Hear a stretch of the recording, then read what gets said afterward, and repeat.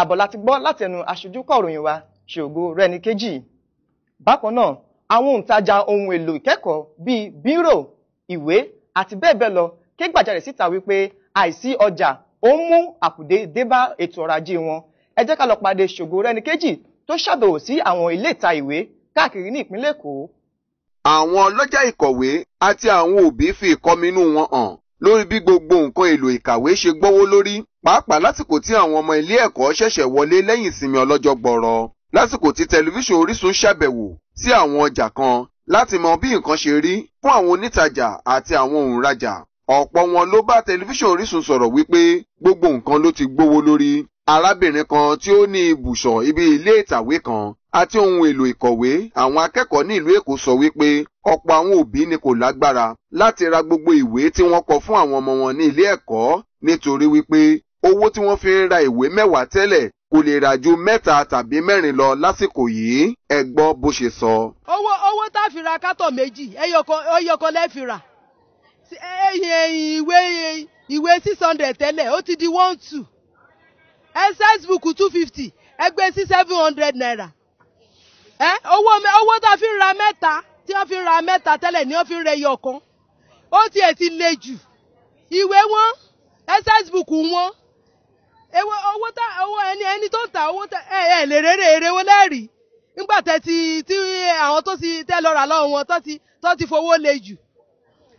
60 leaves ó ti bá 875 naira wá, 25 naira lẹ́ẹ̀fì sí. Bẹ́ẹ̀ bá kọjá bẹ́ẹ̀ wọ́n tún sọ pé irọ́ ni. Kó tí ẹ̀ wá ọjà tí wọ́n jù. Ó ti wọ́n jù. Àwọn tí ó sì supply ìwé wọ́n sọ fún ọ pé printing àti imported táwọn import rẹ̀ ó tún ti wọ́n.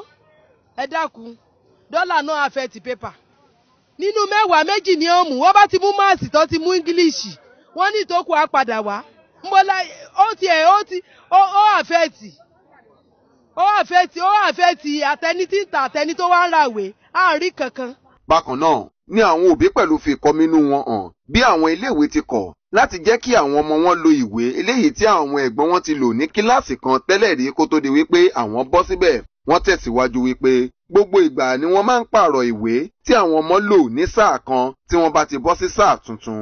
Wọ́n wá ń rawọ́ ẹ̀bẹ̀ sí ìjọba láti rí dájú wípé wọ́n sa gbogbo ọ̀nà lójúnà àti rí wípé wọ́n mú ìgbé ayé ìrọ̀rùn bá àwọn òbí pàápàá fún àwọn ọmọ láti kàwé nítorí pé àwọn ọmọ wọ̀nyí ní ògo orílẹ̀-èdè lọ́la. Bí Nàìjíríà ṣe ń lọ kò yé wa nítorí pé àwọn ìwé tí ọmọ kan bá lò ní last year a lè rí wọn lè lò ní this year. A dẹ̀ tún complain ní school pé báwo ló ṣe jẹ́ wọ́n sọ pé government ló change the syllabus and the same author ni pẹ̀lú àwọn ìwé mi lọ́jà. Wọ́n á sọ pé kì í ṣe irú ẹ̀.